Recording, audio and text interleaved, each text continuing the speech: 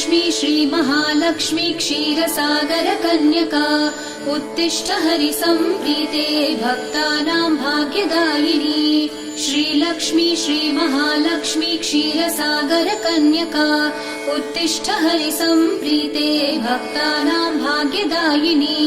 उत्तिष्ठोत्तिष्ठ श्रीलक्ष्मी विष्णुवक्षस्थलालये उत्तिष्ठ करुणापूर्णे लोकानां शुभदायिनी।